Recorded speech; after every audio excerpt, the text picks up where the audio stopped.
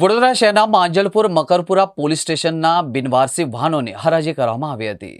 વડોદરા શહેરના માંજલપુર મકરપુરા પોલીસ સ્ટેશનમાં બિનવારસી વાહનોની હરાજી યોજાઈ। માંજલપુર અને મકરપુરા પોલીસ સ્ટેશન ખાતે પડી રહેલા બિનવારસી વાહનોના નિકાલ માટે હરાજીનું આયોજન કરવામાં આવ્યું હતું।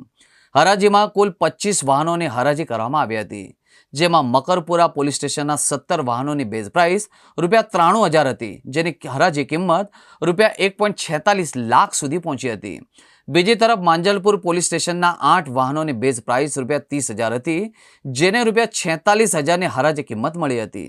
માનનીય ડીજી સાહેબ અને માનનીય પોલીસ કમિશનર સાહેબની સૂચના અને માર્ગદર્શન મુજબ પોલીસ સ્ટેશનમાં જે બિનવારસી વાહનો પડી રહેલા હોય એમને એનો જાહેર હરાજી કરી એનો નિકાલ કરવાની સૂચના મુજબ આજે મકરપુરા અને માંજલપુર પોલીસ સ્ટેશનના મકરપુરા પોલીસ સ્ટેશનના 17 વાહનો અને માંજલપુર પોલીસ સ્ટેશનના કુલ 8 વાહનો જે બિનવારસી પોલીસ સ્ટેશનમાં પડી રહેલ એનો આજે જાહેર હરાજી કરીને એનો નિકાલ કરવામાં આવે છે। કેટલા વાહનોનો?